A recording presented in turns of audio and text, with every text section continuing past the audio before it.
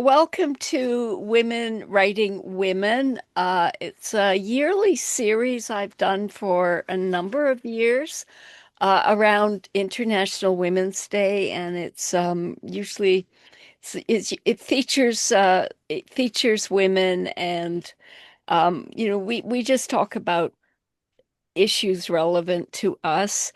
Um, so I have really two amazing features this year. I am so happy. Diana Manole or Manole?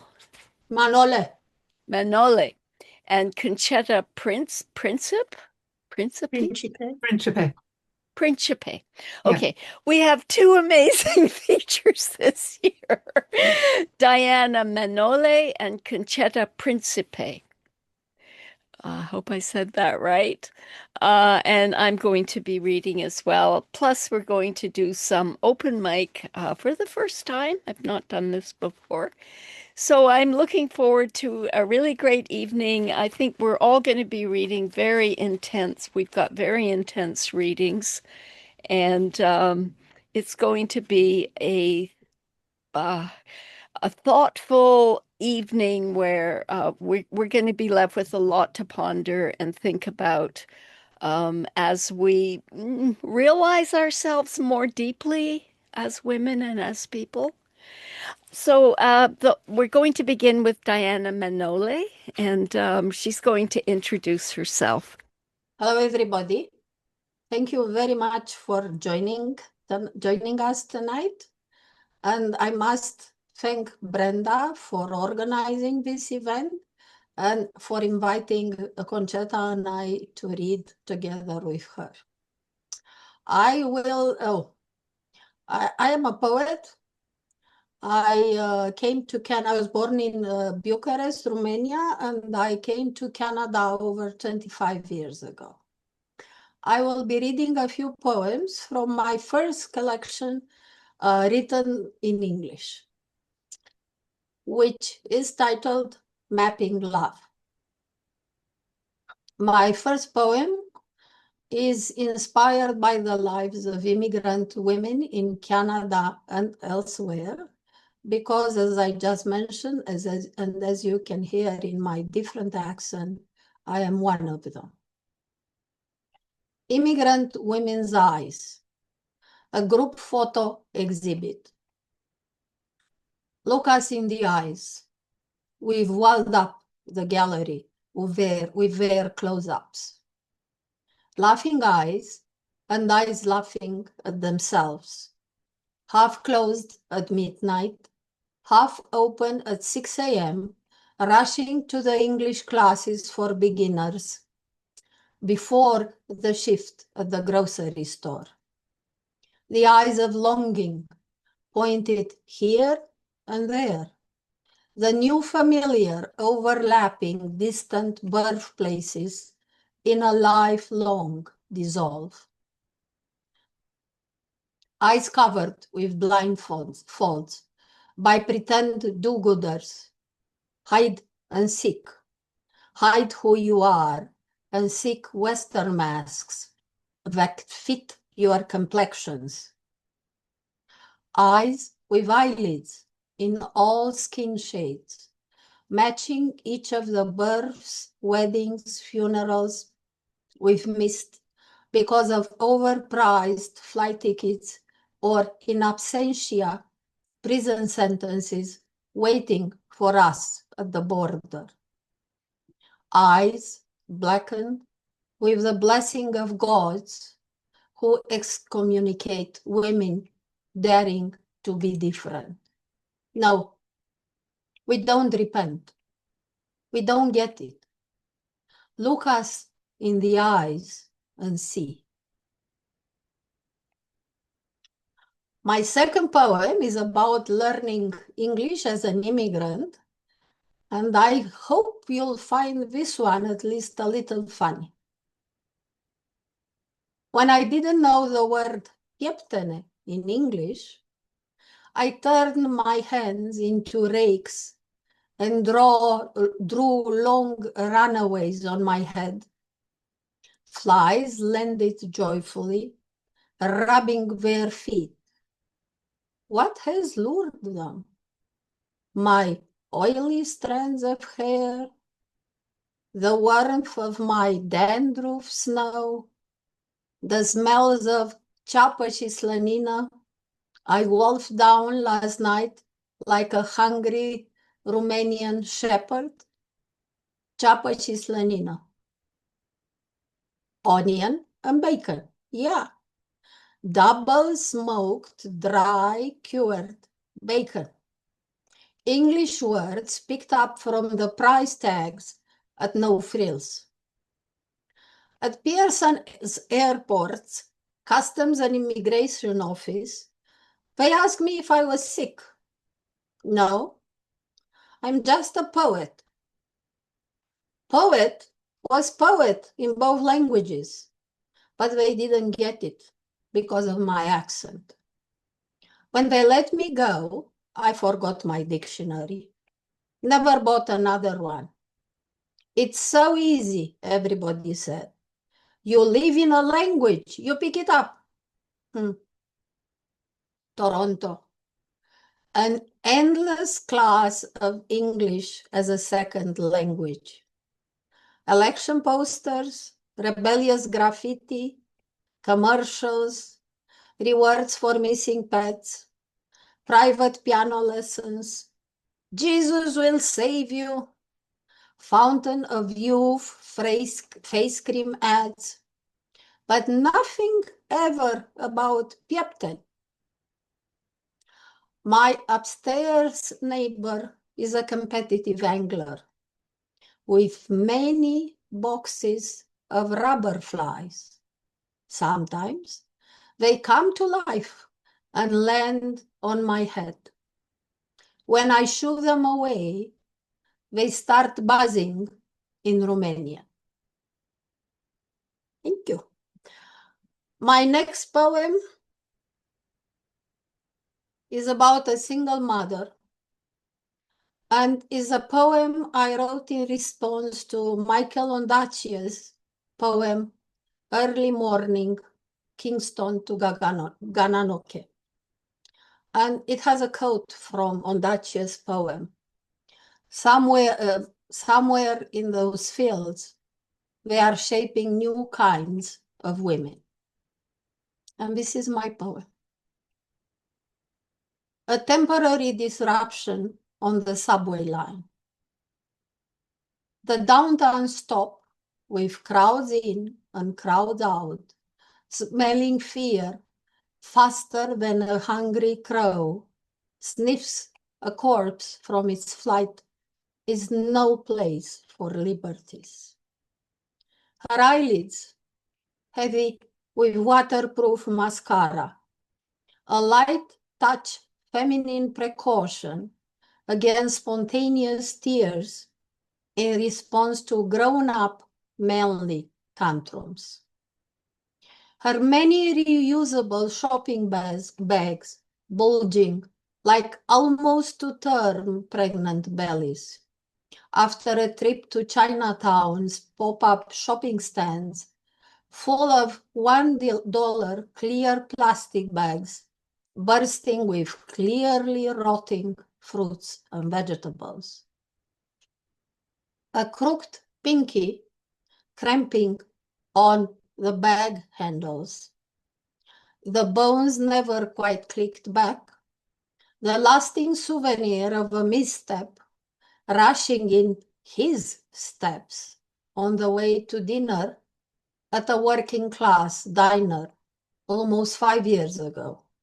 Her absent-mindedness reasserting his right to walk a few steps ahead, even as she quietly bit her lips on the way to the ER, like silence bites into history. But she's not alone. Purse pads in the occasional high-end purses sprinkled on the subway platform, pampered paws at day spas during regular business hours, show their tiny sharp fangs, looking happy, looking down, at fully full-time unemployed university graduates, still searching for their first jobs outside the fast food field, at cleaning ladies who couldn't come clean about their offshore MD diplomas, and sales associates who can't not afford to buy what they sell, and child brides carrying their children on their backs like innocent, smiling humps. Back in the 1960s, in the shades of latte and espresso, lately, in all skin nuances from milky white to dark roast, crying in all kinds of English, occasionally in ASL, women who gallop, wheeze, squeeze along the TTC lines. One of her plastic shopping bags, snaps. She plunges to catch the bouncy 4 oranges. She does. No one catches her. The city breeds the unnatural. Somewhere at track level, shaping new kinds of abuse, the subway train twists, loops, kneads, kills the single mother of 4. Shuttle buses will operate. Thank you. Thank you. I'm sorry I have chosen so sad poems. Only the last one is less sad. My next poem is about my mother, honoring her memory. After their retirement, our parents immigrated to Canada. Mom was too old to learn English, but Dad and she had a good life near their daughters, my sister and I, and grandchildren. Sadly, she developed senile dementia in 2020 when she was in a hospital for over 4 weeks and passed away in 2024. The language cage. Mom's getting better at distinguishing real from unreal. She doesn't think any longer that doctors and nurses conspire to kill her, that all the patients on her floor are undercover agents sent to spy on her. Mulțumesc că aveți grijă de mine, she says, loud and clear. Thank you for taking care of me. I am the interpreter on call, taking turns with my sister on 24-hour shifts, sleeping in her hospital room on a folding bed. Like firefighters, my sister and I joke, ready to put out crises, fires, the self-combustion of the mind. It's the first COVID-19 year. We are all masked up. I can't tell if the nurse is smiling or upset. I apologize. Don't worry, she says. Old people have good days and bad days. I was once bitten by a patient. She laughs. I am happy Mom doesn't bite. Not yet. She only pierces me with her eyes, drill bits probing my Canadian smile. Frustrated, I understand the nurse, but she doesn't. Mom stammers. My name is... Ce vorbiți despre mine? Am fost șefă de colectiv, am fost... What are the two of you saying about me? I was team leader. I translate for the nurse, but Mom's voice suddenly turns into a drawn-out squawk, a shrill, a whistle. Mom whistles the Blue Danube. The nurse starts waltzing with the IV pole next to her bed. The heart monitor beeps in Strauss's rhythm. The neon lights turn into fireworks. Mom claps, keeping the beat. A bird that broke free from her language cage. Do I have time to read 2 more poems, Brenda, or I should read only one? Of course you do. Thank you so much. Yeah. So, this was written after Mom's death. And it was a real event that triggered it. It's called A Bee in the Pool.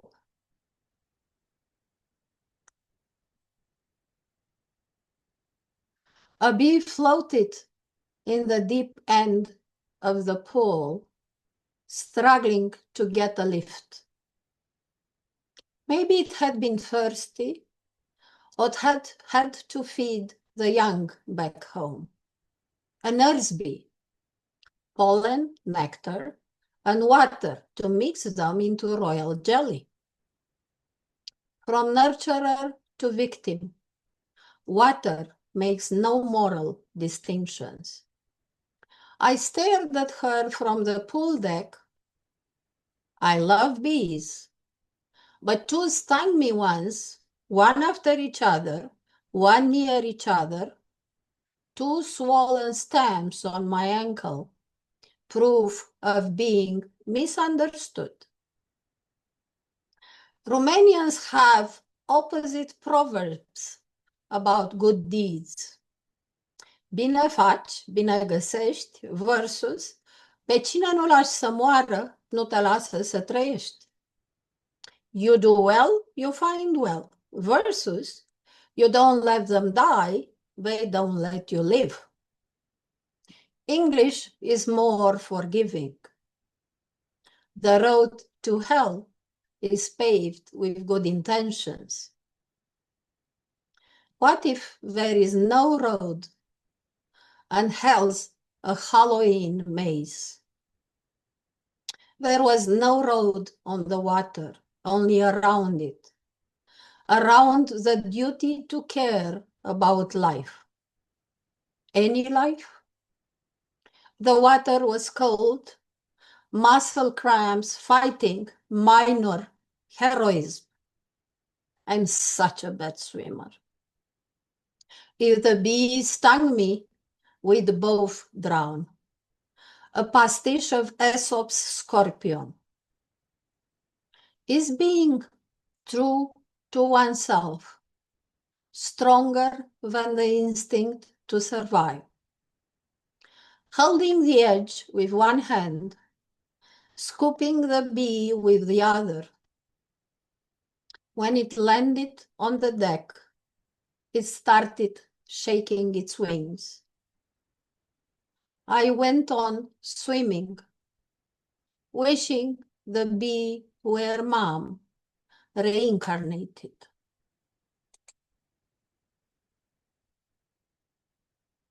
And I did save a bee in the pool, the way I almost described it in the poem. And then I saved a bird, a little sparrow in the mall. That's the same summer. Yeah. My last poem has a nice story, has a nicer story. It is dedicated to Anne Carson, whose book, Autobiography of Red, has inspired it. The book was required reading in the course, The Writing Life, at Trent University, taught by Concetta Principe. and on which I served as a workshop leader in the fall 2025 semester. Because I teach in Oshawa, I literally wrote, I wrote at least most of this poem on the go bus on the way back to Toronto. I also want to thank Concetta for reading it and providing feedback, because remember, you caught at least 2 mistakes or in unclear things. So, to Anne Carson, the poem's inward journey. I take a break after reading a poem to let it run through me. It prefers traveling along the arteries, the oxygen giving it a shot of strength. It talks to my internal organs, comforts my tired liver, frowns annoyed when it stumbles upon the half-digested raw onion in my stomach, weeps for my injured left knee, but it always avoids the heart. Too much responsibility, the poem says. One misstep and it breaks into pieces. Mending it would take time and still leave scars. Got it. You are not a pacemaker, I say. Not a pace, neither a peacemaker. Rather the source of major heartquakes. The poem laughs. Like 7.8 on the Richter scale? That depends on each of you. The poem shrugs and rushes onward. It works the hardest when it reaches the brain, spinning a cocoon from its vowels till it envelops it. We nest in it, flesh and words melting into temporary matter. When the reading break ends, the poem and I emerge from the casing, ready to soar. Thank you. No, that was beautiful. Thank you so much, Diana. From the heart, and many of the Oh, now it worked. Okay, it wasn't working before. I was just saying that at the moment, a few people wrote also that you couldn't unmute. I think, Diana, I should stop talking to you on Go Bus, because if you write poems like that on a Go Bus, then I mean, I shouldn't keep you from writing. That's so funny. Thank you. No, it's not funny. I mean, obviously, as an immigrant, fellow immigrant, I can relate to so many I'm not a poet, everybody, so I just disclaimer here, but I'm a singer, so I can appreciate, I think, yeah. poetry somewhat. Yeah, Only and a I just want to little, say right? that it's not it's I don't have a question, but I want to say that I love, in a way, you're getting an honorary sociology degree, because I feel that you're a great sociologist. I'm a sociologist, and I feel that you have this incredible, you're very observant, like you notice, and it's very, and especially a lot of this, references to commuting, to TTC, and of course, yeah, I don't want like, it's great. So thank Thank you. you. Iga and I taught today and came back together to Toronto. Yeah. So we exchanged lecture notes. She taught Foucault and something else today. Bauman. Yeah.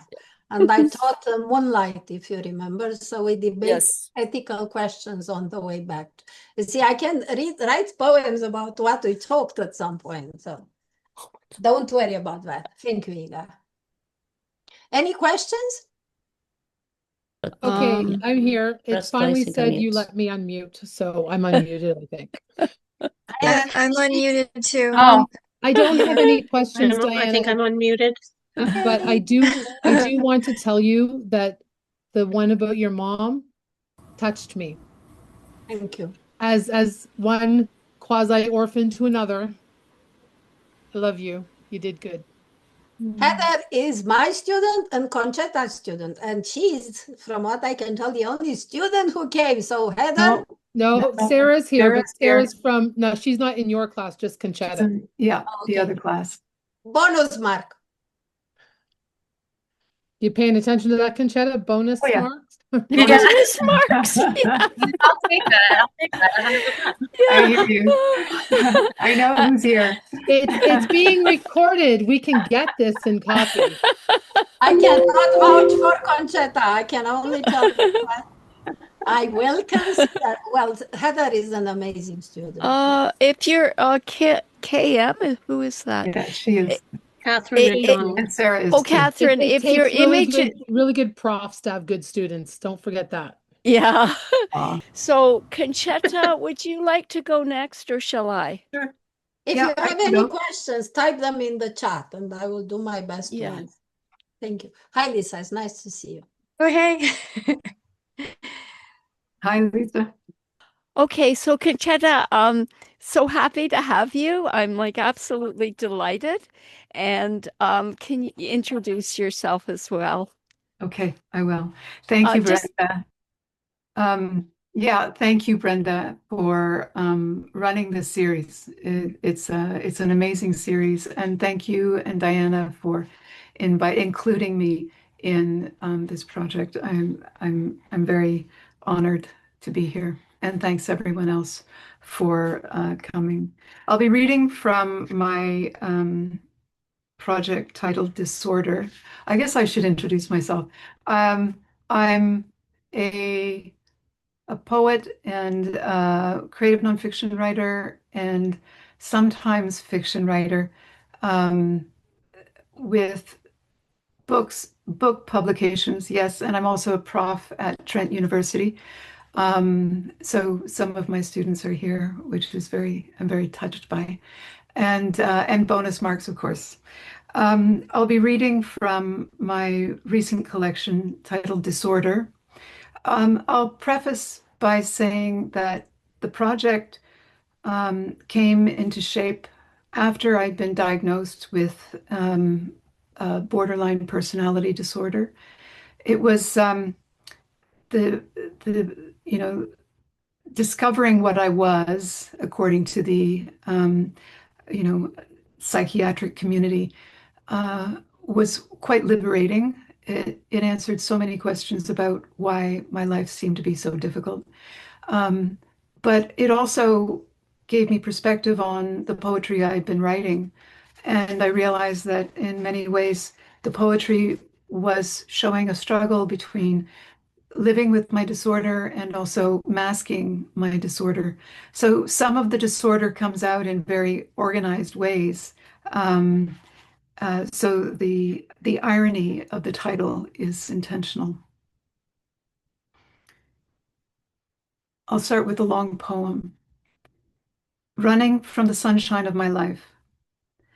I, her witness, as she rolls in, screaming through the streets, sliding under cars, over hats, into crevices, right at me.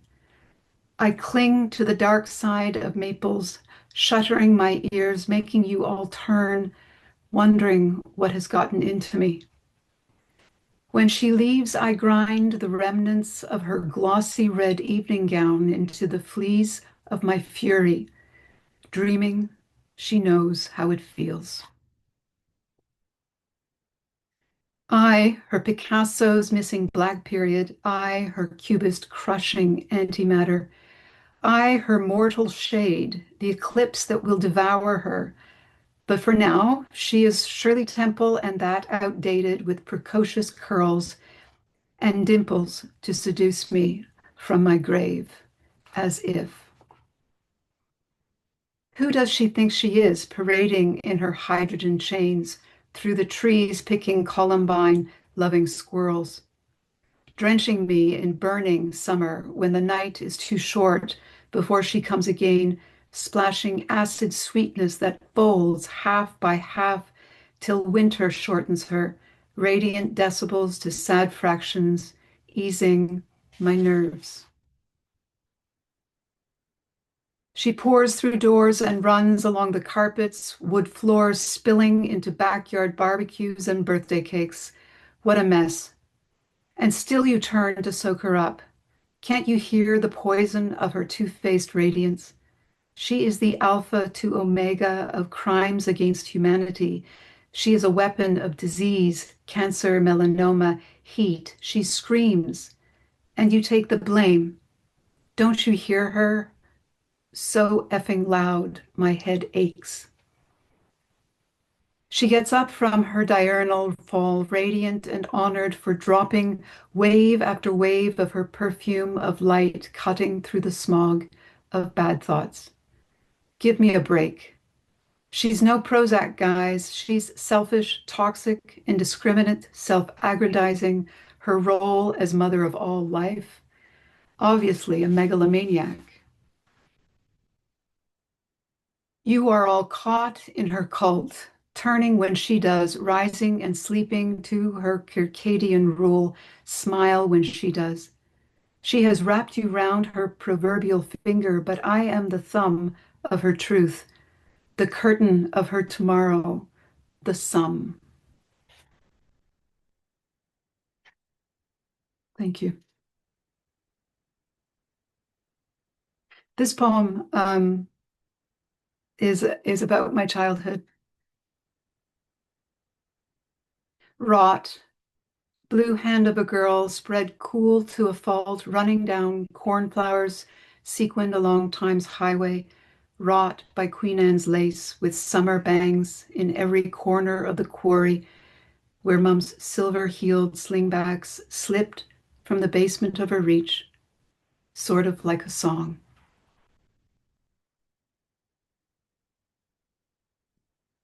The book is organized by sections titled after parts of a house. That poem I just read is from the basement. There's I spent a lot of time in the basement in our home because that was our craft room, our craft space. We could make a mess down there, and yeah, a lot of childhood life happened in the basement. So this is still in the basement. Sad thighs. Like Emily, who bound her disorder to her last reclusive poet years, wearing walls of her room as a plaster hijab, anachronistically applied here, she veils herself with brick and mortar on foundations that weep. Cries of "don't desert me" of her to herself. She cries at the atom of history, cries a 4-year-old girl on the street, fumbling after Mum striding away, cried the flowers. Eyeing pairs on the dance floor, the widening of their wild, the shaming of their sidelong glances at her hanging at the wall, stuck with a pin of paranoia. Why is it so easy for them? Mitigating grief by taking a jackhammer to the bad cracks, this is her rage shining through her windows, cutting the meat for the cat looking for a way out. She is saddled with internal umwelt, the flea, its soul she can't shake, scratching at depression, lice across her anxiety. It all looks the same. This home that never had her back anyway, forget room for what she was. Symptom of what is nowhere near yard enough, nor deep enough, no sky thunder enough, no alley kind enough, no tree tender enough, in a neighborhood unzoned for her monstrous, sad thighs.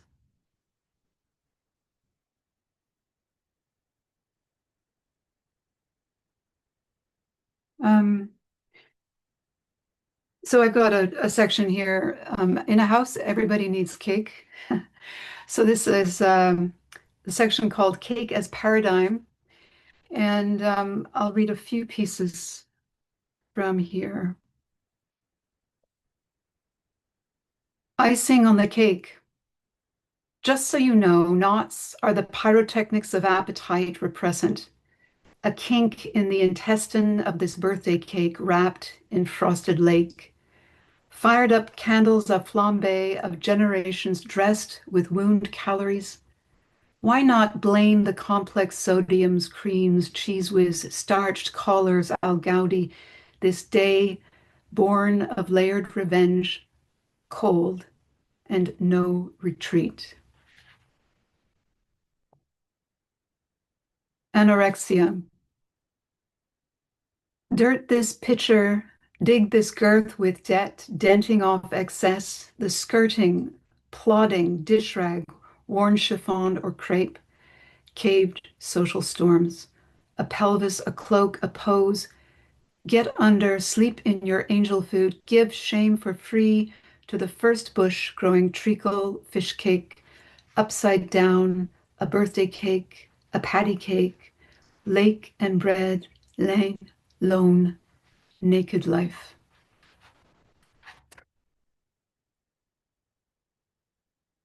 Paranoia. Too many eyes on this, too many judges slaying my dragons, too many looks of contempt forcing underground. Everything you cannot read is here, undercover, desperate for oxygen, choking on my insides, much as an anorexic eats herself.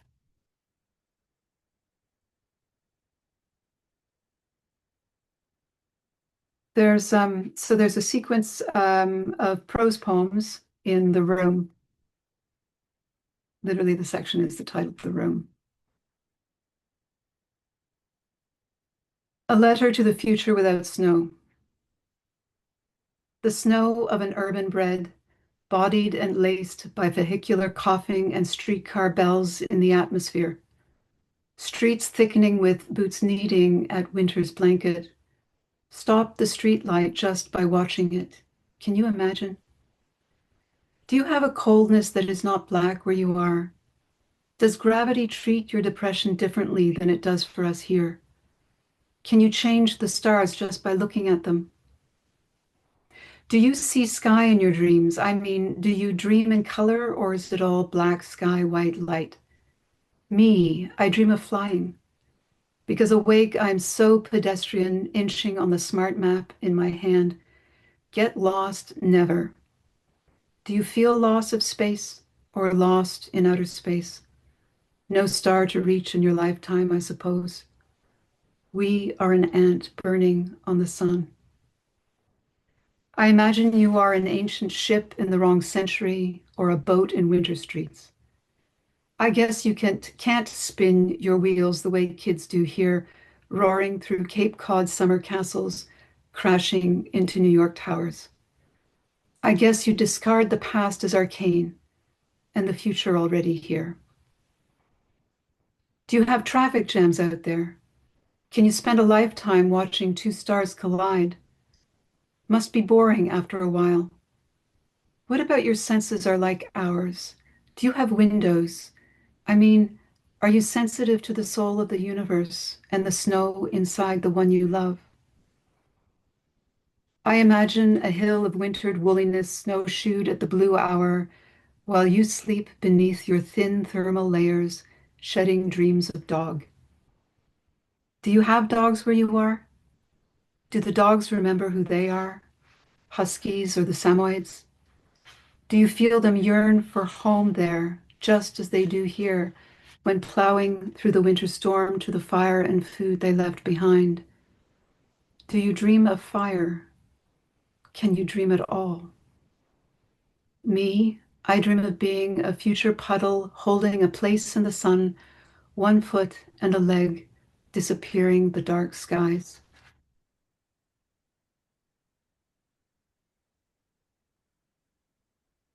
So I'll read from the book, I'll read one more prose poem, and then I'll read a few new prose poems, and that should be time.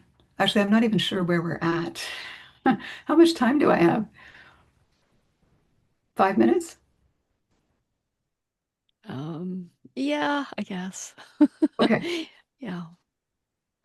Where are Where are your lips as you read this? Do you follow me the way my father follows English in the Globe or any newspaper, mouthing the words to slow the river of letters, quietly humming as if in prayer, each vowel and phoneme and muscular silent awe, like Nichols' daughter in Slaughter? What about laughter, diphthongs, and silent T's of listening? Listen to me, or lately, knife, knight, knight. The silent colors that collect around a field in winter. You need the horizon to know what I mean. Vast wintered field at Downsview Hangar, rising up from where the boys are playing soccer on Saturday night. The up of sky and the thick overhang of cloud, let me say about that. Let me say that this day is everything. That world has an up and down. It has this, let me say, is the gravity of that matter. Do you follow me up the down and then down under the great hole of this pomegranate?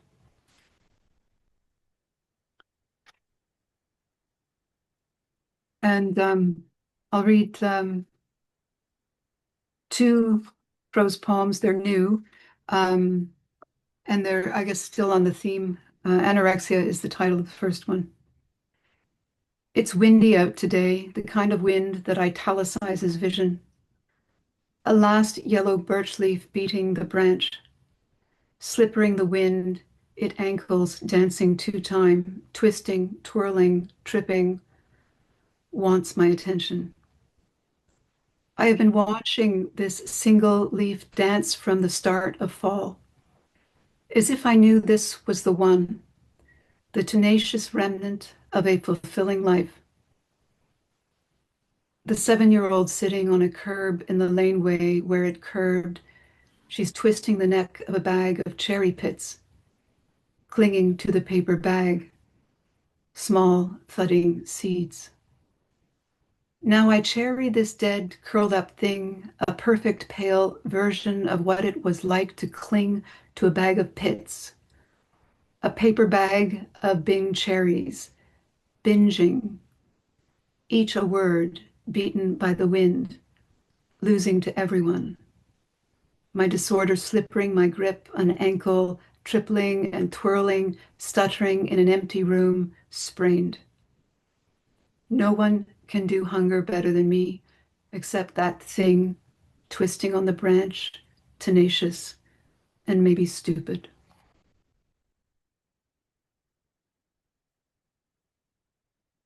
And the last piece, Mare Tranquillitatis and Disabled. When I was very small, this is about the moon. When I was a young kid, I saw the moon landing on television. So I guess it still kind of hooks into childhood, but so this is a contempt my adult interpretation of moon. The bone ache surfaces with craters of moon lakes over whose shores I trip, fall, bruise. Disability, dark side of the moon. Meanwhile, they are walking the streets, jogging, doing their downward dog on green grasses at dawn in the annex. I did yoga once. Too much body in the way, and not enough oxygen. I tried to be responsible. I envy those who have dogs. Do you know the pain of what isn't there? Sometimes it erupts, a ghost limb that clips you, de-gravitational lack. Sometimes it yanks you into a howl of grief, depression in the moonlight, quiet through tornadoes of shame. The dark side blankets you. Is there something wrong with the moon today? Or today? Thank you.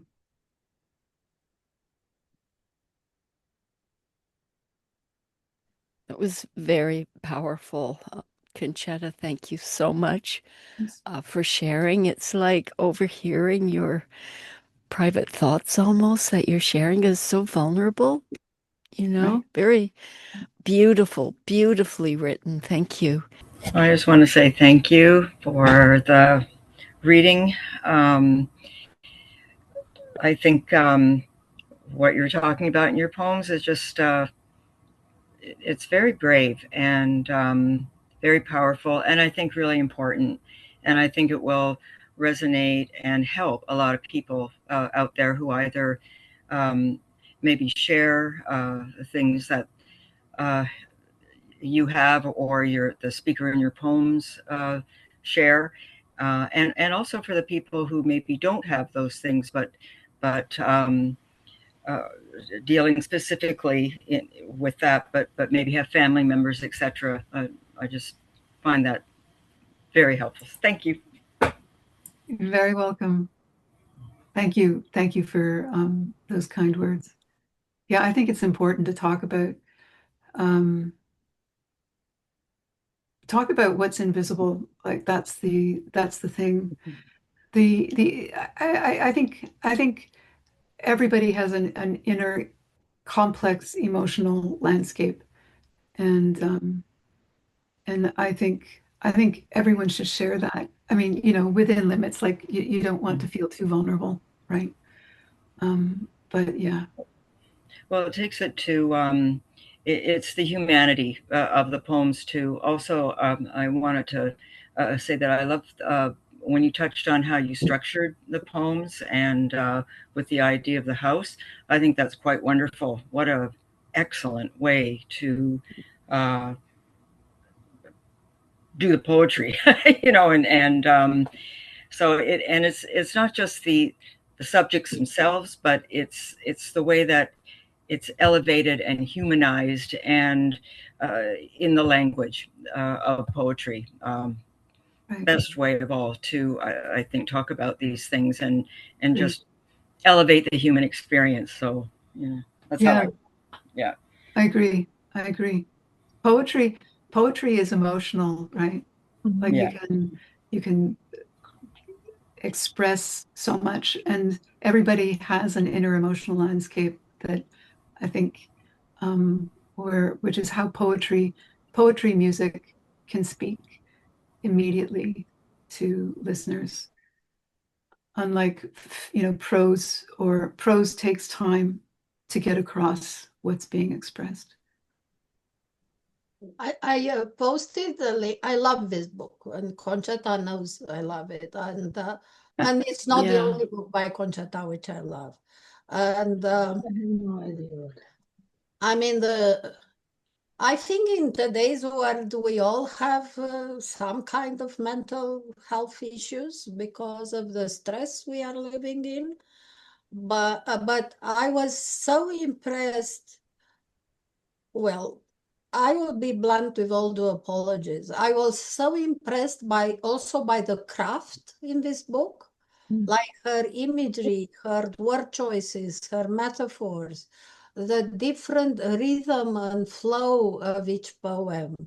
I love it, and I will tell you because I taught it a few weeks ago, and I was the first poem she read. It was on 3 slides to talk about how we can use popular culture references and research in poetry.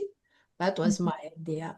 And I was remembering Concetta my slides with the poems, and again because she's humble, the book itself has a very challenging structure. So the first part is poetry, and the last part is creative nonfiction.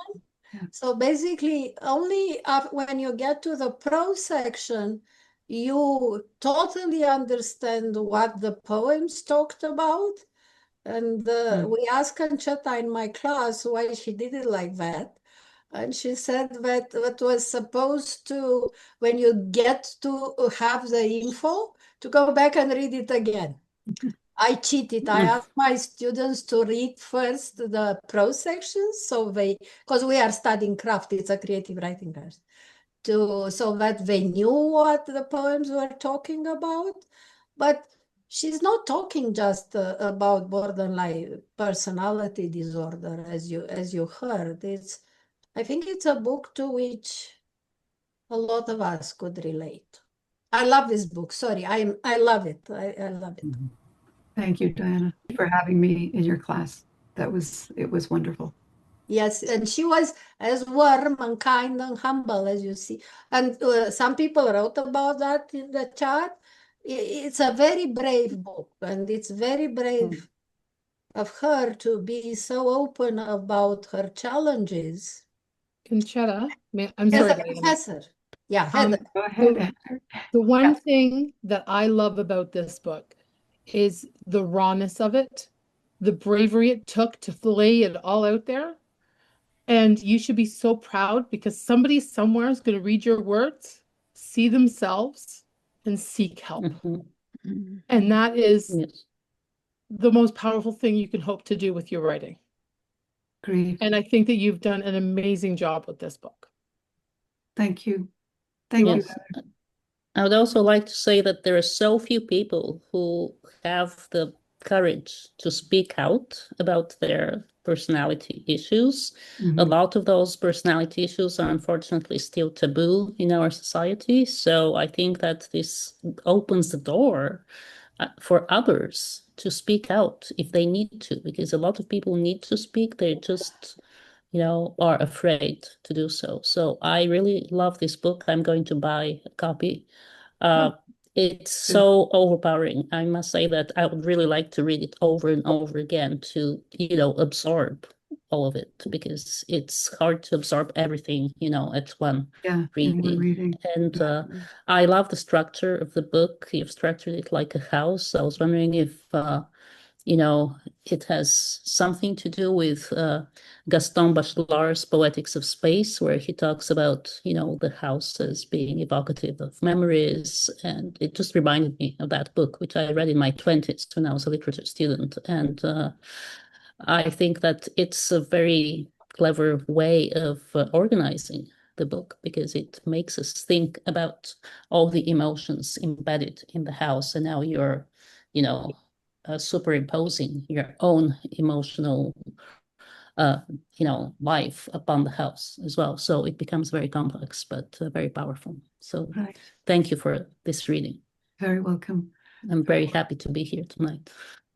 I'm very happy you're here. Yeah. Literally, I just echoing everybody's sort of sentiments. That was super, super touching. And your words are, I put it in the chat, but they're like honey. They're like so fluid and so, I was like so pleasing. So my question for you is if you would consider recording the whole thing into an audiobook, because I would love to listen to that. Your voice is obviously it's very personal too. So, but it's just so perfect for it. Your reading was so captivating. Wow, thanks. Yeah, audiobooks are good. Yeah, I'll talk to the publisher, see what they want to do. It would be amazing as an audiobook. Yeah. Yeah, it would. Yeah. Okay. So Brenda, it's your turn now, right? I've got some treats for my dog, and I hope that it works. I have a bag of things. I'm Brenda Clews. I'm an artist and poet, photographer, video poet, whatever. I'm just going to get into this. The thing is, this is about reading about complex PTSD, and I just want to do a trigger warning, just to let you know. I'm kind of nervous reading this stuff because I'm just going to get into it, okay? I'm going to start this reading with Fugue and Green. It was written in 2011 and published by Quattro Books in 2017. The press was sold and it's now folded. And I just want to say there are only maybe a few dozen, maybe a dozen copies left. So contact me if you'd like to buy one. It's a hallucinatory novella written in lyrical prose poetry with surreal imagery, visions, ghosts, and mystical connections with nature that create a myth-like atmosphere where forests, animals, and spirits intermingle with the characters' inner lives. Its non-linear lyrical movement mirrors the fugue form, where memory, imagination, trauma, and myth interweave, and where interior monologues of the characters dovetail in a counterpoint. The story follows Stieg, a teenage girl, and her younger brother as they struggle to survive a childhood dominated by their mentally unstable and abusive mother. Seeking safety and meaning, they reconnect with their father, an experimental filmmaker who encourages imagination and artistic creation as a way to process trauma. And I do need a light here. Just give me a minute. So I'm just going to read a passage about nature. This isn't too deep. This is lighter because what I'm going to follow with is much more difficult. So this is just a passage from the book. She felt she belonged in the woods with the green fire. That's where she was happiest, with the grass flying after her.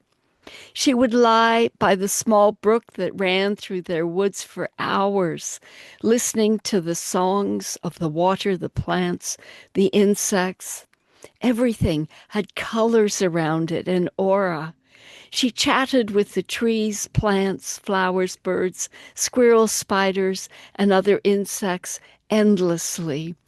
She was glad her dad owned the property because she liked to be alone. Other people inhibited her. She was free in the woods. The chlorophyll invaded her system. She felt it like a magnetic field, a beaming of green dust. The green spectrum of the rainbow inhabited her. She was no longer in the woods. Nature, the woods, had come to dwell in her. She became the landscape she escaped into. The greening infiltrated her. Separations between person and field disappeared, so there was only one field with an indistinct human shape of the same substance. When the sun shone, she turned to the power and energy of the light suffusing her cells. She was a leaf, a twig, a whirl of wind, the pink petal of a bee-pollinated flower. She was of the arborescent greening of the world. It shaped her.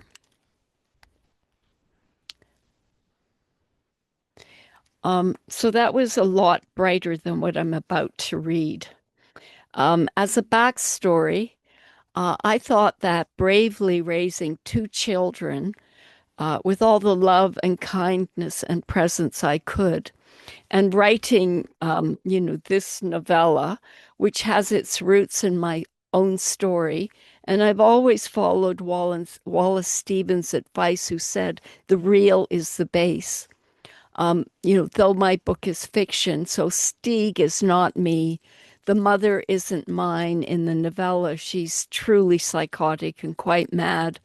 And the brother is not like my brothers, nor is the father, who is an experimental filmmaker in the novella, and mine was a scientist, a geochemist, and world-renowned in his field. But I write from experience, and so the core of the novella is psychically true. It turns out, after all this work, raising two children, I just have to say, I don't ever recall my mother telling me she loved me, even when she died. So you don't have to be like that parent, but I've done all this work. I raised two children. We love each other a lot. And I wrote this novella. And I found out in the last year that I can still be triggered and go into somatic flashbacks. One of them lasted 5 days. So I'm in the process of going deeper into my own actual life and my own actual experience to heal more fully. So these pieces I've written, I guess, probably in the last week or two. So they're very, very recent. Hiding, opaque with reflective surfaces, near impossible to see in. Opening. I, who have many words, am incoherent, whose emotional path created barefoot step by step, am in undoing, who have filled the vast interior spaces with a generous and sublime spirituality, am in unmoored negation. She didn't want me. My birth ruined her life. Waves of milk theory, abandonment passed through of a long ago reality shaping my life under surfaces, unconsciously. I stutter, speak my story.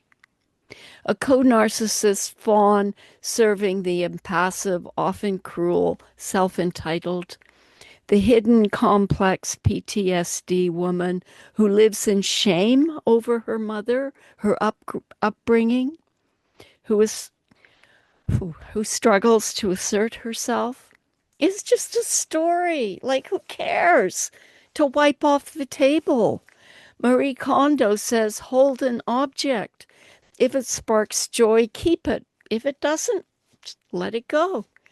Can we do this with our memories, with the neural wiring of our childhoods, our relationships that reflect, duplicate, reinforce our primary, originary relationship? How do we rebalance a careening ship that anchors to what drains you?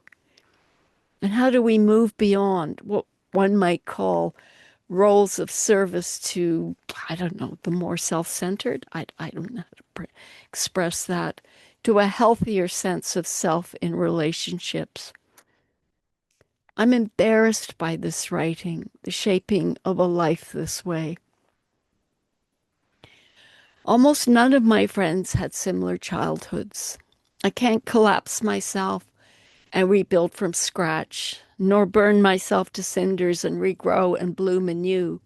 We work with what we have.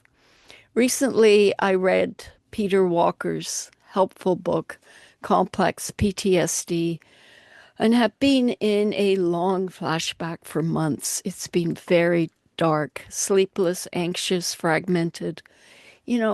Sometimes only writing pulls us through. Walker offers a path. Grieve a difficult, frightening, and lonely childhood, the infant child. Go back to her, feel her fears, flood ourselves, her, with compassion, unconditional love, and silence the inner critic, the voice that would deny us being. So I am in slow remodeling, mindful bit by bit. And to do this at my age, it's crazy. Such intense inner work. I thought I had worked hard for years on my past. Like, how have I gotten this far in unknowing? My heart was broken and it cracked open a chasm undergirding my life, an emptiness at the core. Joe Hudson says, every time your heart is broken, your capacity to love increases. So this is my recent prose poetry. It plays a little bit. There's a lot. It's surreal. I'll just read it. Cryptic. The answers you seek are in the silence you're avoiding. I think she's fine. She'll let me read. Cryptic. The answers you seek are in the silence you're avoiding. Remembrance. Dredging childhood. Bereft and dazed. A ghost in the future of the child. flowers. Dive deep, breach the screaming inheritance. Infant, left in a crib, gin and tonic. She was off drinking, looking for Narcissus sex. I couldn't access the theater terror. Now, sprouting from my bombed bones, blooming hydrangeas, peonies, poppies, big billowy flowers, leaves chisel greenly fresh, grew from this flesh, from my arrangements as I danced. Abscess, exhaustion, the riot to exist, mind film, fight, inward pull, black hole horror, the unwanted, file, forestries of dissolution, underlying abscess, push into the world, daily ring the rim, sliding, abhorred at the beginning, belief, bell, at the belly navel, baby child life, wing well through. Be here, madame. Chapels of words, climbing, chapels of words, neither ascending nor descending, landscapes roving, not me, chauffeuring nowhere. How serious is my open heart, singing hearth of my soul. I shy away, inner child, an inner choir, a cinema clash, cacophony, disappearing into invisible. Meditation. In my wheel hidden, fraught intimacy, I give a candle to loyalty, stayed honest, divine luck, the belly of the line in my near defense explosion, my near departure eyebrow, a near design failure, is worthy of divine lover, even someone who never knows anywhere. Meditation is all that balls me, an unconditional bell of lightning, those hulls, those canopies, hosts and sublimities, the vastness of crisis. Meditation bathes me in those identities where I feel loved. I give magic to my pains, to my work, to the vastness of cunt with all its hauntings, with all its huntings and sublimities. And this is the last poem. Somatic flashback. Dark, head thick, tired, awake to fall, endless choke, smoke, soot, cinder thread fail, fragile bobbing empty, unwanted baby, you have to survive. I wish you weren't born. You ruined my life. Cast away, dark hunger, alone, lost, forlorn, silenced, blamed. My universe, caretaker, my mother. And I am an unmothered mother of children, giving them full love, healing my torn childhood, their beauty. Who delighted in his daughter far away for months working. Why doesn't my father stop the trapeze net over the void shredding? I word chime thunder of a disappearing soul. I word chime the mystic, radiant, unconditional love inherent. Someone trips the trap door. I am the baby without loving choirs, living the cinema of my life's unhealing. Subsume, hide, give me away. River washing invisible, no nest, deep sweat, bereft. Baby, let's grieve unloving with love.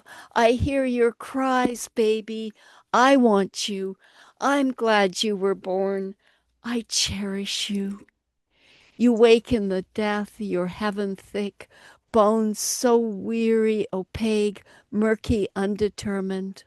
Open the casket, dust of the past, heal deeper, undo boundaries, to stitch them again.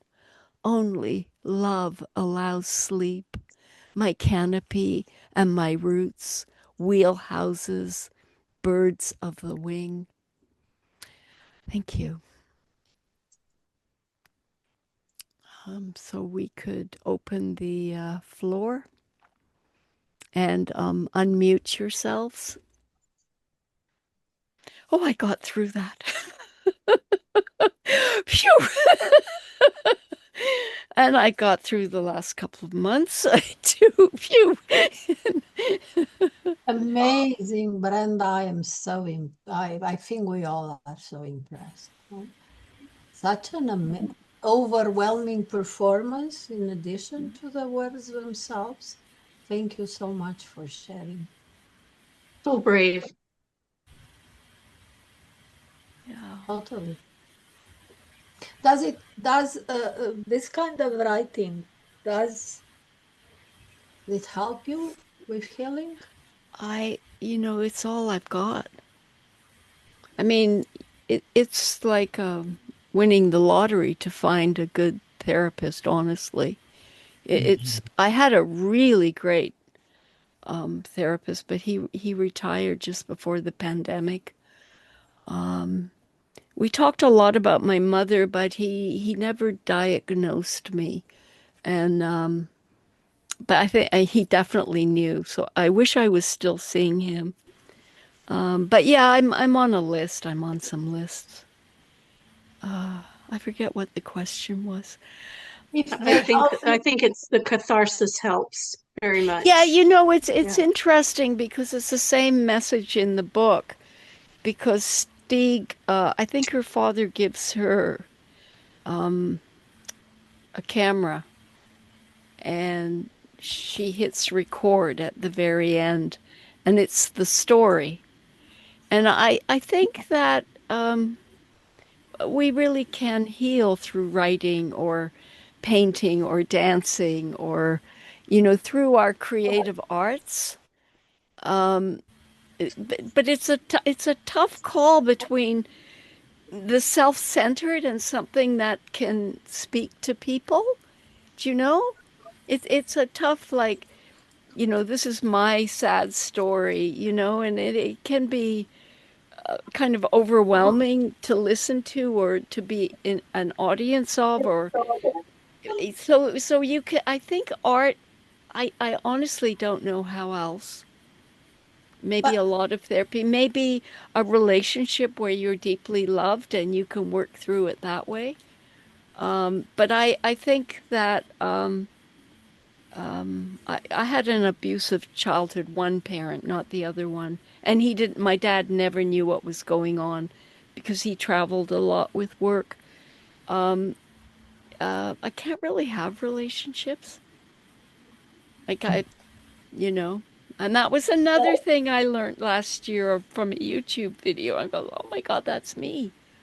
No. So, it's crazy at my age to be taking this journey once again, but into my real life and not into a fictional version of it. And I don't know, given the different ways we can heal in relationship, we can heal in a relationship with a therapist, or through our art, right? I don't know how to put it. Did you feel lighter after finishing writing a piece? Or I've just begun.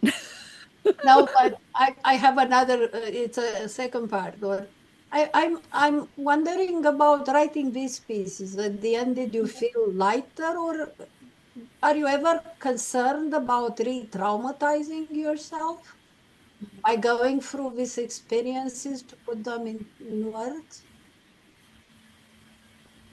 No? No, there's actually some relief in carving something out of words somehow. And I wanted to make the writing quite choppy to try to emulate, like for the listener or reader, what it feels like to be in a flashback, and the heavy, No, I think each piece There's a sense of, yes, and then I can let it go. Yeah, I don't know how it was for you, Concetta, writing the pieces. Were you able to heal and come to terms, or what? The word heal is so overused, but you know what I'm saying. Yeah, and I would say that healing is just the life process. Yeah, It but doesn't, it, and like you said, at your age, shouldn't you have finished everything? And in fact, I think at every age we uncover or yeah. discover something more. I think we ultimately come into a different relationship with our story. Mhm. And that, I yeah, think we change our that's my theory, that we change yeah, the perspective of ourselves at yeah. each, that's how I feel at each stage of life. And also, if you were like, didn't ever speak about stuff for most of your life, a few people know in the last few years, there is a sense of coming out of the closet Hmm. in a different way, and that's kind of a relief, that everybody doesn't like hate you because you're damaged. Whatever. You know what I mean? I felt the same about, I asked Concetta how she did she feel by coming out of the emotional closet when she Yes. was in class. I felt, Yes. Yes. Yeah. well, Yeah, and I mean this is definitely women writing women and women celebrating women. Um it's just yeah. Yeah. I am worried about what my sister will say because the poem, coincidentally, the poem I have chosen talked about her too. And I can tell you now because she left, she's a very shy person. Mm, mm, I am still wondering on my side if I have the right to talk about my mother's illness. It's yeah. not my, I wrote from my perspective, but it wasn't my story.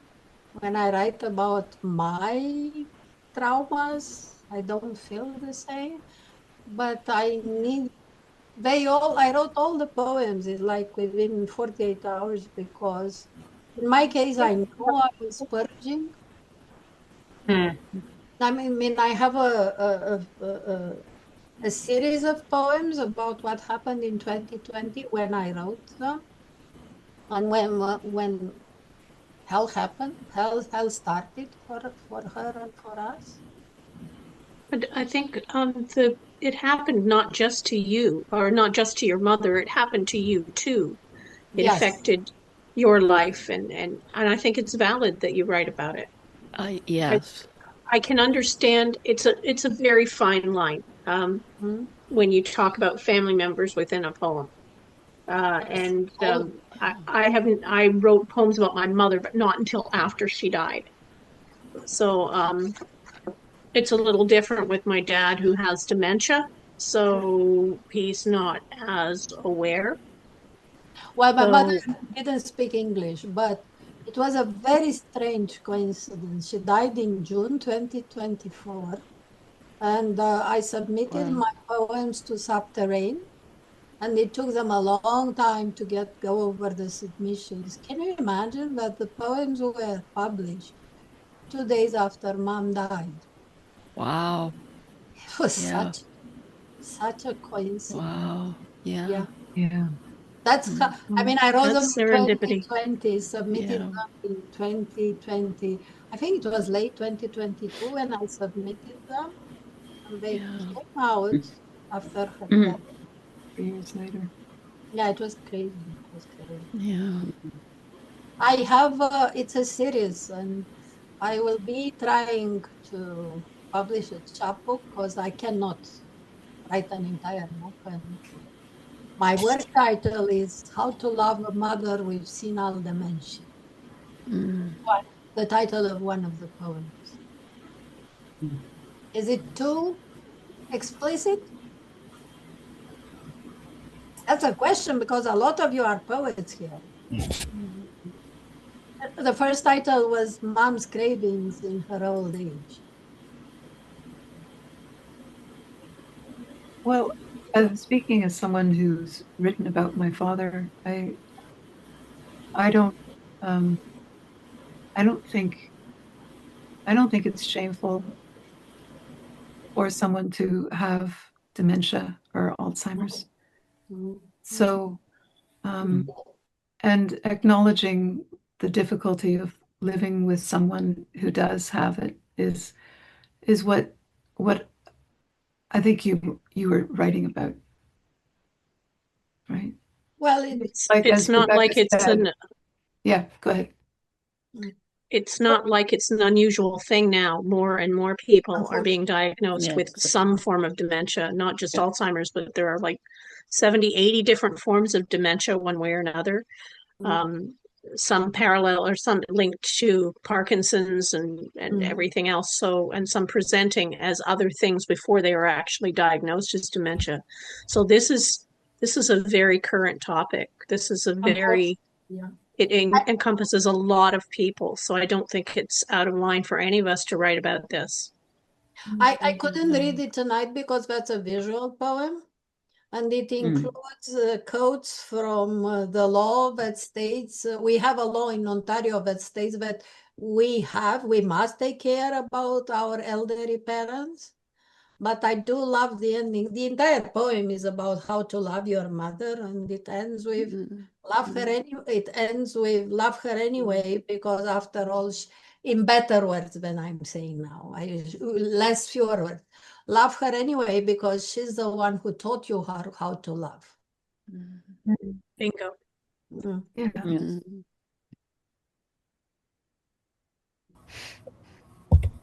So I guess we were going to talk about poetry, but maybe we'll go to the open mic and we'll just keep talking afterwards if there's time. So I think we're going to start with Irena. Okay. So I'm going to read a poem about my father, and then I'll read a few poems about climate change. I thought that, I don't have that much personal poetry prepared to read, so I thought that the poem about my father would be a good segue into the rest of the reading. So this poem was written about the day when my father was leaving his beloved home.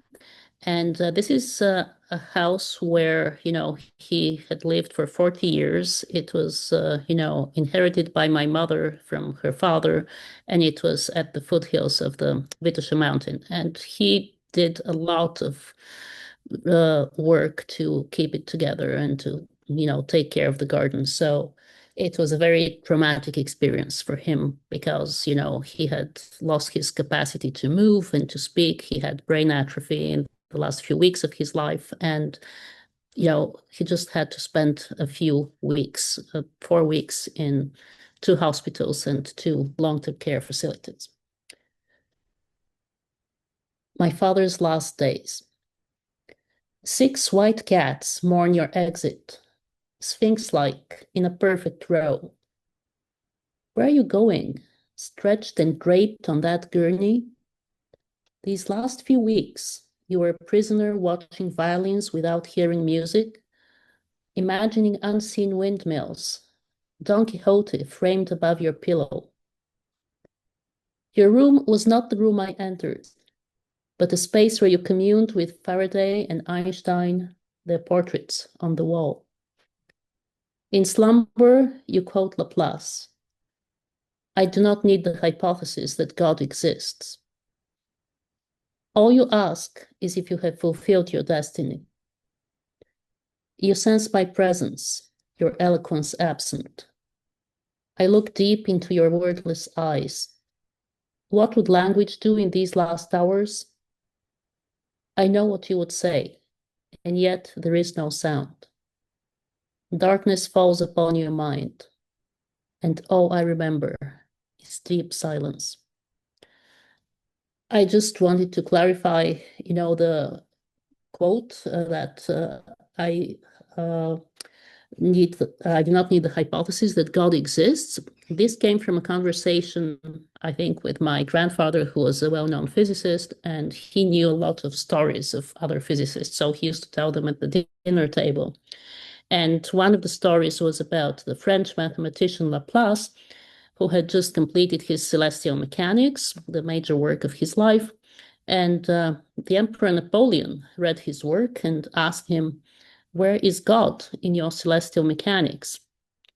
And Laplace answered, "I do not need this hypothesis." So now I'm going to read a couple of poems, or 2 or 3 poems on climate change.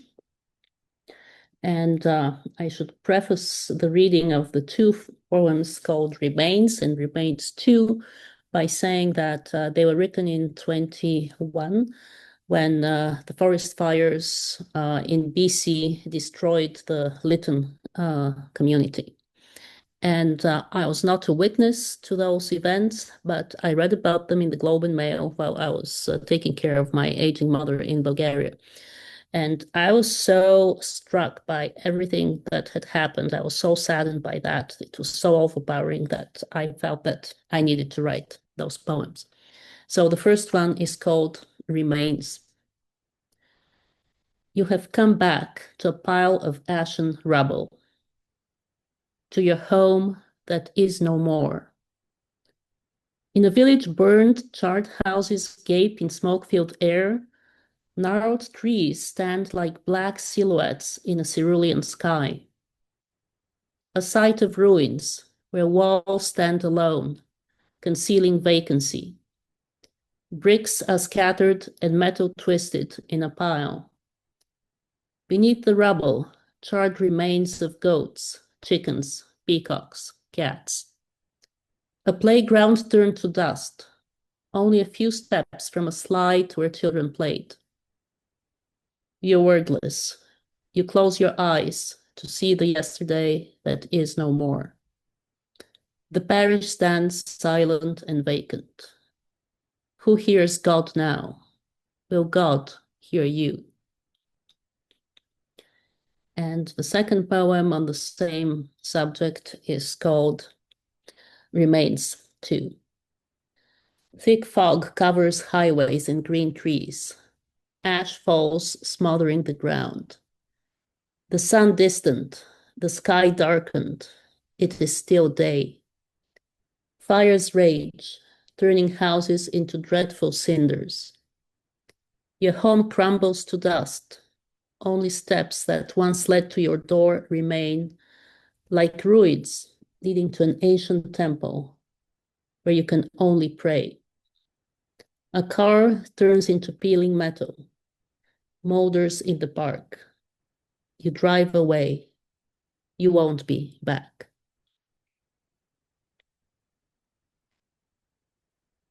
And is there a little bit more time, or? Okay, I'll read another poem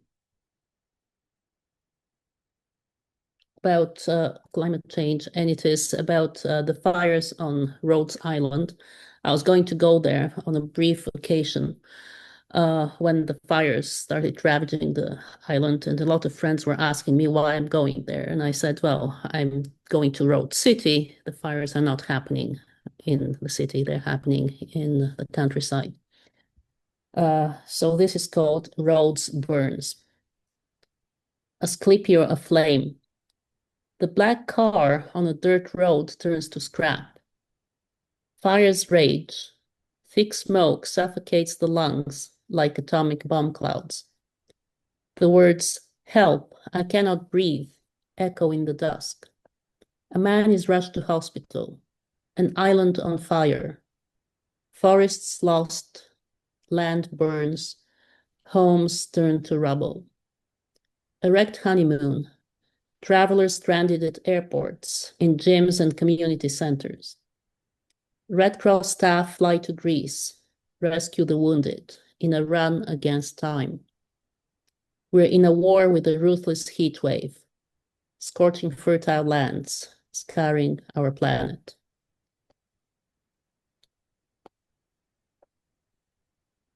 There we go. Thank you, Irena. I'm so glad you read. I'm so glad. It's very special for you to read. I know that it is special. Yes. Thank you. It's not something you do very frequently, so yeah, we're lucky. That's right. Yeah. Yes. Yeah. Next is Sheila, then Rebecca. It's Robert, yes. And then Kathryn and Sarah. Okay. I'm just going to read one poem, and it's called Girl and Woman. And I was thinking about how some young girls perceive themselves in the world. And in this particular case, it's a matter of self-esteem. Self-esteem is low, and doesn't even recognize when her great-grandmother gives her a compliment, doesn't realize that it's about her. So, girl and woman. She defines herself by how easily clothes fit, and when they don't, because they seldom do, she blames herself. A hurt so deep, where did it begin? Everyone more beautiful than she, and more deserving, thinner. A woman, 90, loves her stopping by for tea on the front porch, her gift of listening and her laughter gusting up and down the empty street. The elder loves the fresh hands folded like green leaves in hers, the tethered strength, the years brought back, even the wasted ones. The way wind blows through a young girl's hair, it is delicious, the elder says, drinking in the last of summer the wild strands on the head of her great-granddaughter who, leaning forward in a wicker chair, searches up and down the empty street. Thank you. That was beautiful. Thank you. Yeah, thank you so much. And I love the generations. Yeah. Thank you. So Rebecca. Okay. Right here. I'll just do two briefly. As my father slides, his thoughts do more than wander. They graze the shore of sanity where the air has an edge that cuts glass. Words tumble, now puzzle pieces of a lexicon he used to know by heart. Ideas stagger like heat across the asphalt, wavering and misaligned. In the pale geometry of the seasons, the math no longer adds up. The roiling rotation of weather, the empty boxes of the calendar, and the consequences of lost medication, now only an inkling of something gone. His metallic anger flares at dementia, unlocking doors, snapping the lights on and off, hiding keys, stealing his food, and vanishing important papers. Each evening, he is a new moon, silent, dark, absent, yet still knows the grass that grew beneath his youth, the hymn he sang a third above the written key when auditioning for St. Margaret's Westminster, the phone number of his parents' Tottenham home from 1937. Each morning, his mind belongs not to himself, as he yells at me in cursive, using my mother's name.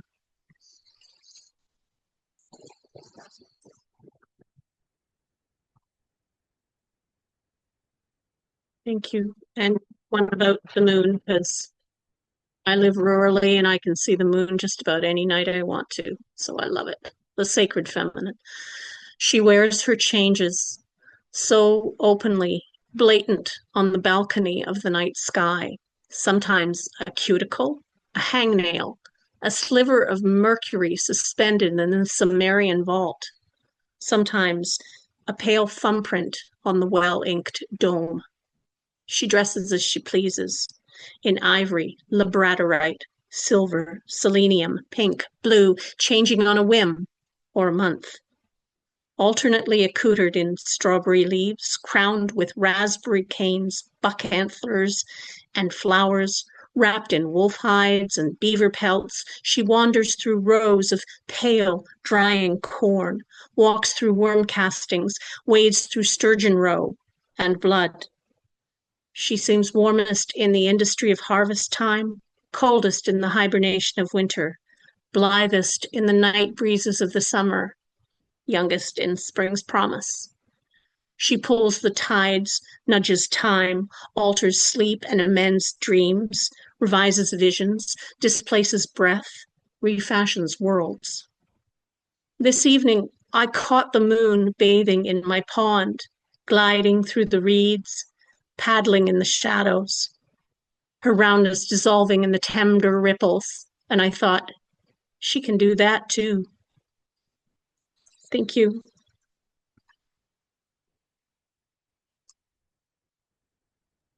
Wow, thank you. The first poem was your father? Yeah. That was very moving and powerful. And what a fabulous moon poem. Thank you. So, yes, wow, thank you so much. And now we're Robert. So, uh, Well, it's been wonderful being present. I've been here only because I met Diana like a week ago. So I'm a part-time contract teacher at Trent, and we share an office space. And we started talking about Sartre and E.M. Choran, the philosopher, the pessimistic philosopher. And Diana's wonderful, and she invited me to this wonderful poetry reading. I invited my very good friend, my very dear friend of 20 of almost 30 years, Sheila O'Hearn. I teach gender and sexuality studies and so the sociology of the body at Trent. I've also taught at OCAD and at York. So I'm in contract land, like I said, a lot of us are these days. And I write occasional poetry, and I'm just going to share one small, quick poem with you all. And I'm just blown away by the tremendous talent in this room, and the resonance that I have with the themes that have occurred. I should share with you that I I've been writing since poems since about in the 90s, let's say. But I only wrote about my family and my parents for the very first time in 2022. It was a poem called My Queer Pandemic, and it was a very difficult thing to do. I lost my mother 42 years ago when I was 15 years old, and it's the very first time I've written about my family, and about I also lost my father at the age of 19, and around compounded loss, and I shared it at in public. But when I was composing the poem and also practicing with some very supportive friends in their living room and inflicting upon them my various versions, I just, a release of emotion like you wouldn't believe. So I can really sense the alchemy and I teared up at one point when Brenda was reading as well, and that was having to do with a lot of complex emotions, right? So I'm just going to read one very quick little poem. And thank you again for inviting me, Diana. It's been wonderful. So the poem is called I Am Kissed. Okay. Your eyes indicate that crossing is impossible. I take what little courage I have left, stuffing my pockets full. Evil weather reflects off furry limbs. I dance with the lepers who see eyes aflame. Gazing and again gazing, I befriend a transgendered nun stealing bread. Invited to share in her sacred bounty, we speak through silence, a quiet language of gender. My lips bursting full, with the energy of 1,000 moons, sore eyes open, and I am kissed. And that's it. That's my one tiny offering. Thank you, everyone. Oh, that's all amazing. And your what you said before, you read and the it's wonderful. Thank you, Robert. Um, open mic, it's like you're giving your best poems to the reading, so I'm very honored by that. So yeah, wow. Kathryn. Okay, thank you. I'm going to share a brand new poem. It probably needs editing, but this is a good group. You'll understand what I'm talking about. It has a bit of science, a bit of dream. It's called The Owl in the Night. In the dream, an owl perches on the branch of an evergreen, a field length away. I stand in the doorway, watching the owl, wishing she were closer. Nothing breaks the silence between us, not even water twisting over rocks in the river that winds through the woods.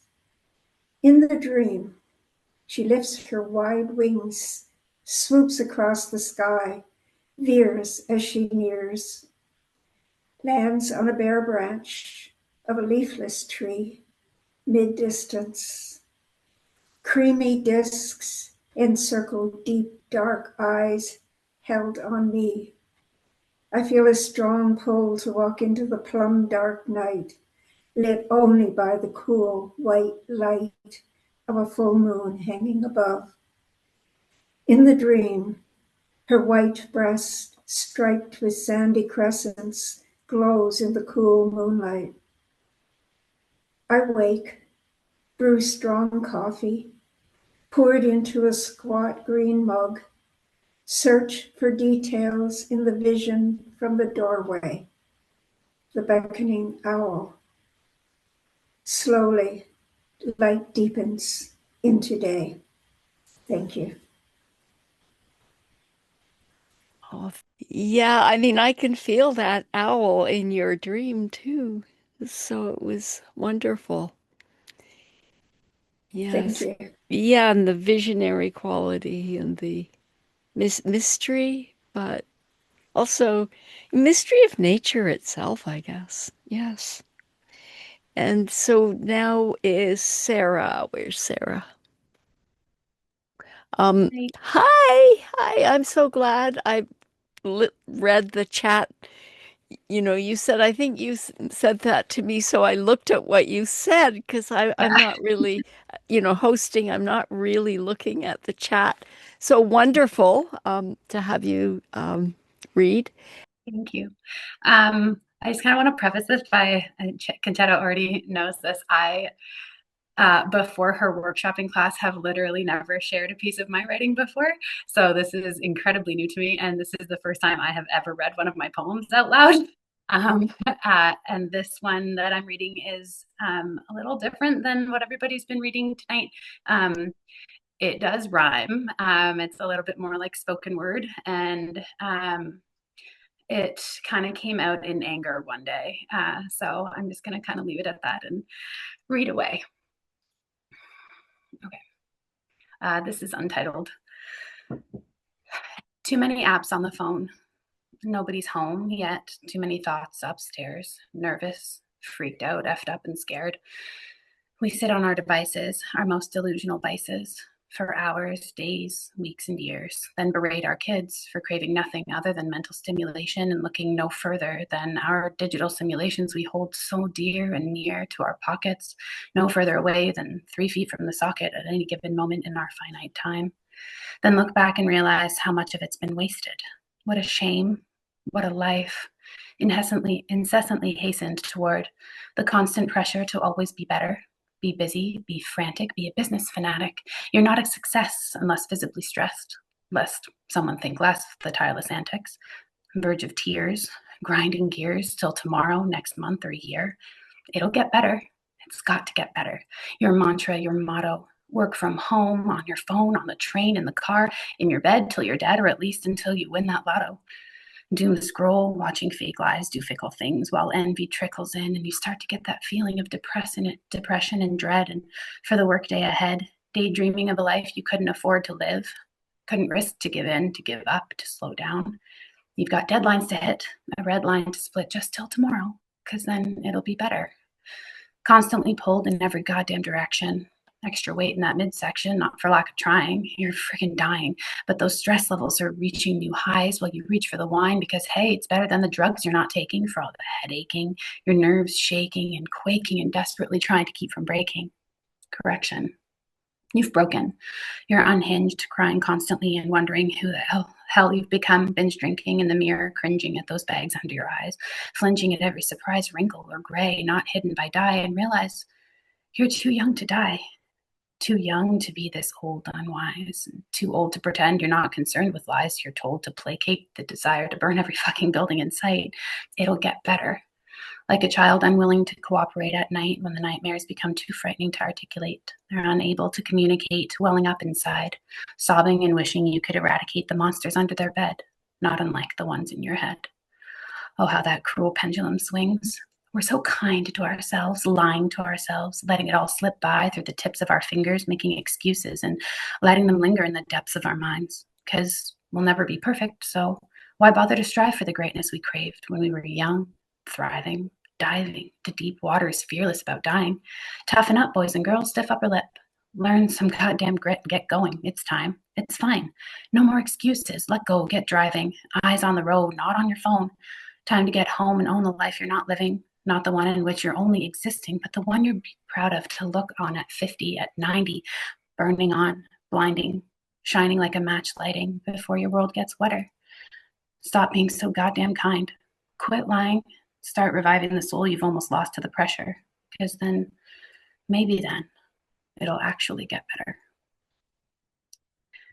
That's all. Whoa. Oh, that's kind of like a life journey.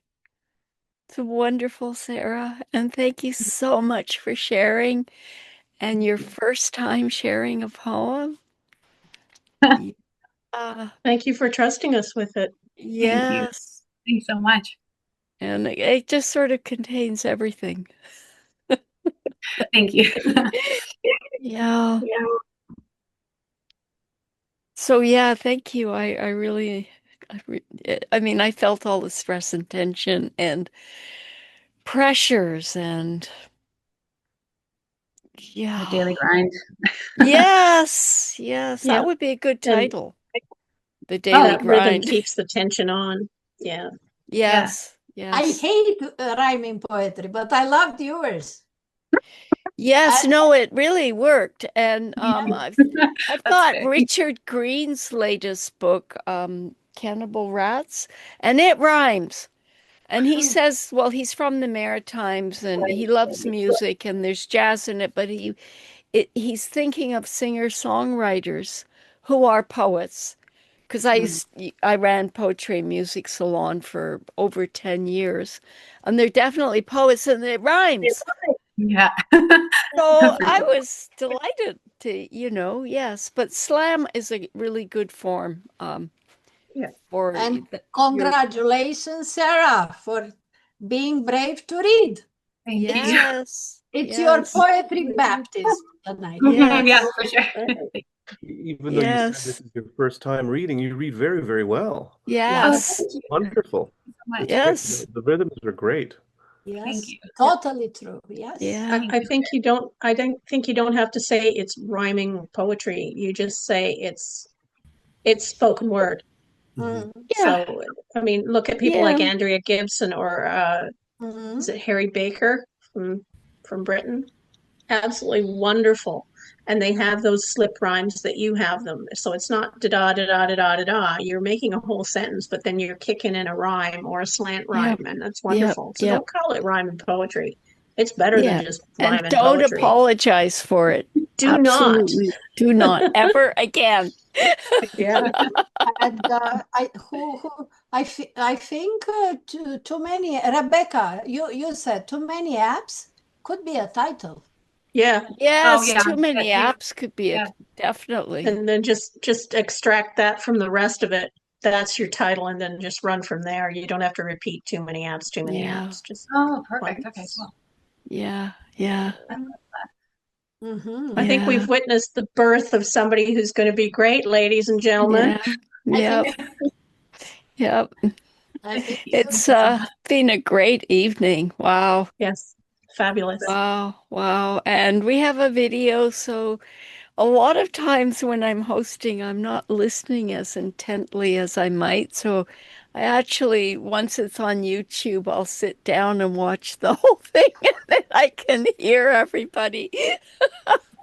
But I'm always so glad to have a recording. Yeah.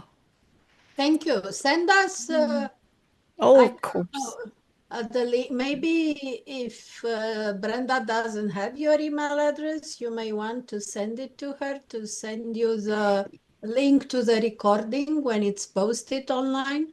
Yeah, if we're not connected on Facebook, I That's can even put better. it on the event page in there. Mhm. But otherwise it would be in my Facebook. Just put your email in the chat because I'll get a copy of the chat and I will get it that way. It's the easiest. Yeah. No, I don't hear any music, Concetta. It comes from your poetry. I'm telling you, it did. It did. You're muted, Concetta. We have to She knows. unmute She you. knows. She knows. She knows. Or it comes from the neighbors, if you want to be pragmatic. There's music in the background. I don't know where it's come from. Oh, we And I can't can barely hear hear you it. guys because of this music. Oh, okay. Yeah, this music, I don't know where it's coming from. I can hear It's it now. weird. Yes, Do you we hear it? Now I can, yeah. Okay, I'm going to mute now. Okay. Oh my goodness. It was so amazing, Brenda. I'm so grateful you had the idea to do this. I'm Well, I'm really so happy you asked Concetta yes, me because too. the Heather Babcock was going to be a feature, but she couldn't, and we're trying to think of who, and you said Concetta, and I love Concetta's work, so I was so happy, very happy with. I mean, I'm delighted with you and Concetta as the features and See your how many readings, and yeah. See how yeah, many things can happen on while commuting? yes, That's right. yes. Well, that's when I asked her when we are coming back to Toronto from our night classes. Robert, it was wonderful to talk to Oh, you. it was Oh, great. You can yeah. unmute, Robert. Oh, Everybody can yeah. unmute. Okay. Yeah, Yeah, because we're Great finished now. conversation. We're just talking now. you can stop the recording. Oh, I will cut it later. Okay. So there Yeah. may be, I may cut, and then there's something, you know. Motorcycle. Okay. Who's riding the hog? It's not even a week since we met, Robert. That's right. It was Wednesday. It'll be Wednesday. Yeah, And you came. I mean, and you were, yeah, it was wonderful. Yeah. Thank Yes. you. Yeah, I told Iga on the Go Bus that we talked because you had a book by Sartre on your desk. yes. Yeah. Sartre. I, Iga Wow. is And I also love EM. EM, how do you say his last? Because I only read, I don't. Corian? oh, well, Diana knows how to pronounce it. oh no, that's Emil Cioranu. Chora. Chorano. Oh my Yes, God, love it's that. a There. Romanian philosopher who Yeah. actually moved to Paris, to France, and but he published. I told Robert on Wednesday he published his first essay in Romania in Romanian, and his first essay was just called "No."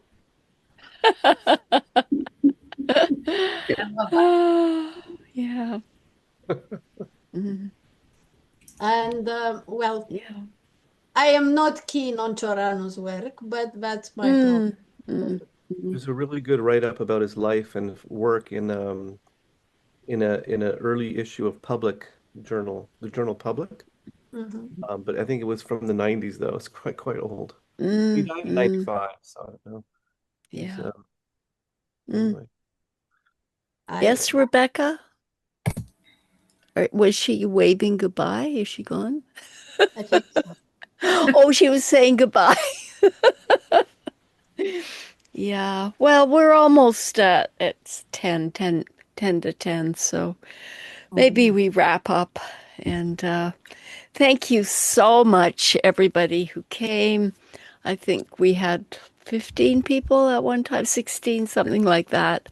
And thank you, Diana and Concetta and all the open mic, Sheila and Robert and Irena and Sarah. And yeah, it's just a really wonderful evening.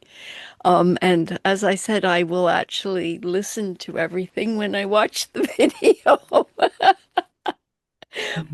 more clearly. But it was amazing how our Concetta and Diane, how our readings had these dovetails.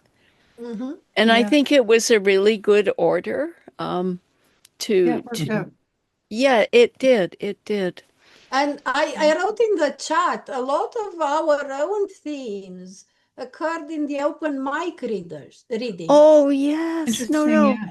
Yeah, It, that's my open mic is wonderful. yes. So Yeah. yes, Amazing. really It wonderful. was like we were all on the same brainwaves tonight. Yeah. That was my feeling. I mean, I'm a visceral person, so it's like an embodied feeling, but this is how it went tonight. I'm so grateful for the open mic, boys. Yes.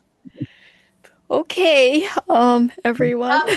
Lovely seeing Sarah, lovely listening to you. It's really lovely meeting a bunch of you and seeing you, Diana and Concetta and Irena, because you've been overseas with your Yes, I mother. was overseas for about 4 years. So Oh, yeah, yes, I know. And I was that's just right. I was following away you a long time. on Facebook. Yes, that's to right. Bulgaria. Go ahead, Robert. Just a question. If any one of us, I'm thinking about seeking out everyone like published material from the three featured and others. Where could I find your work? I know, Brenda, you said to contact you directly. Yeah, even Tidal Fury, I got the rights back from Guernica because there was an Italian translation, and that was a year contract. And now, so it would be me, yeah.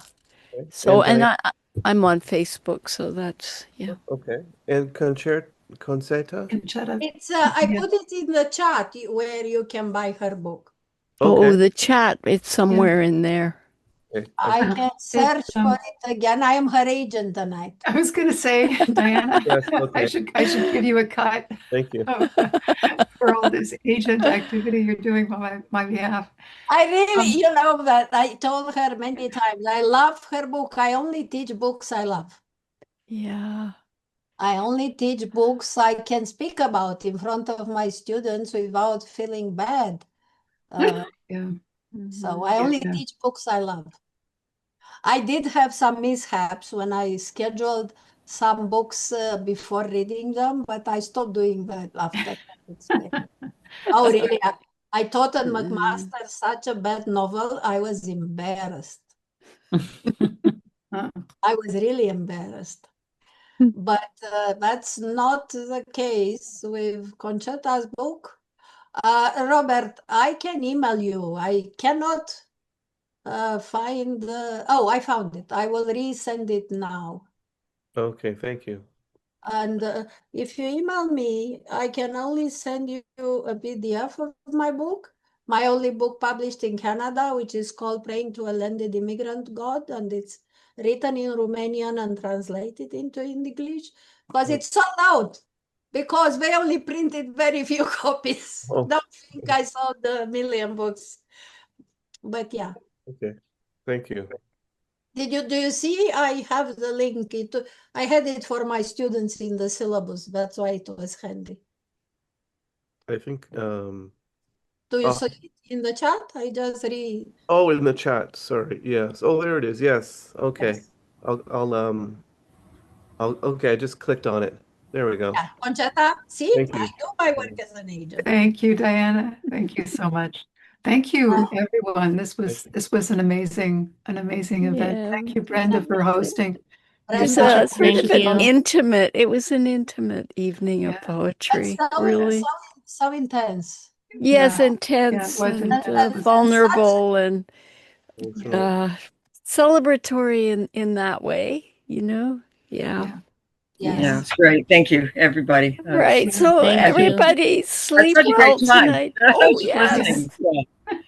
Have a good night, everybody. Yeah. And I'll Yes, see you sleep later. well, I everybody. will see you on Wednesday. Sweet dreams. Have a Bye. have a Bye. yeah. Bye. Bye-bye. Bye-bye. Thank you, everybody. Thank you so much.